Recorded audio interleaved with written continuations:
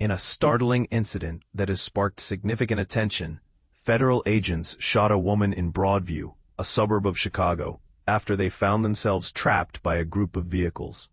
This event occurred on a Saturday morning and has raised questions about the methods used by federal authorities in such situations. According to a statement issued by Tricia McLaughlin, the Assistant Secretary of the U.S. Department of Homeland Security, DHS, the encounter happened during a routine patrol in Broadview, an area notable for ongoing protests related to an Immigration and Customs Enforcement ICE facility. This location has seen numerous confrontations between federal agents and demonstrators.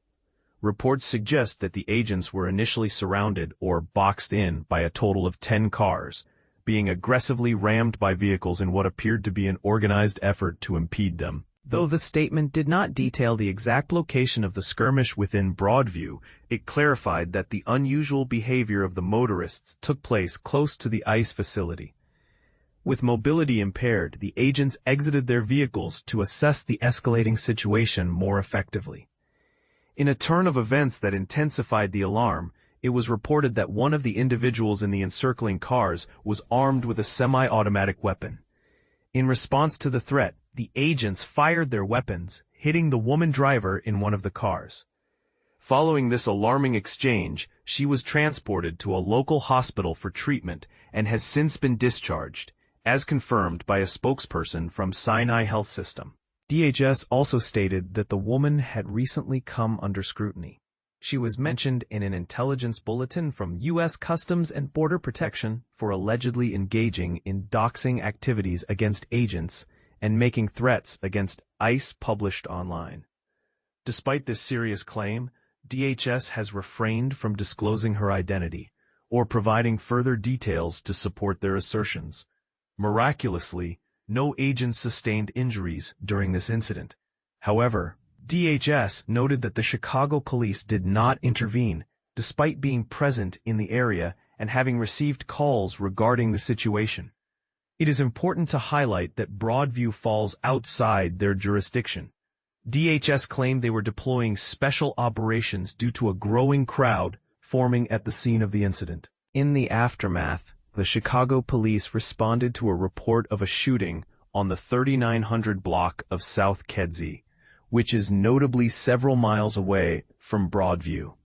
This disparity raises questions about the accuracy of information circulated immediately following the event.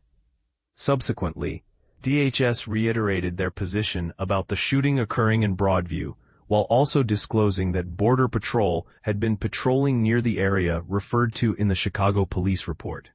Chicago police clarified that their role was limited to documenting the incident and ensuring public safety, explicitly stating they had no involvement in the investigation itself. They conveyed that all inquiries concerning the shooting should be directed to federal agencies as they were taking charge of the case. In an additional update, the FBI released information on social media, asserting that they and their federal partners are intensely pursuing investigations into violence directed against agents, along with various offenses like obstruction of justice and destruction of federal property. Their commitment is to ensure public safety across Chicago's neighborhoods. As the situation evolves, CBS News Chicago has reached out to the police department in Broadview for more information and is awaiting their response. This incident underlines complex issues surrounding immigration enforcement and public safety. As the public learns more about what transpired, it's important to consider the different perspectives involved. Was the response by federal agents justified given the circumstances? Should there be stricter guidelines governing these encounters?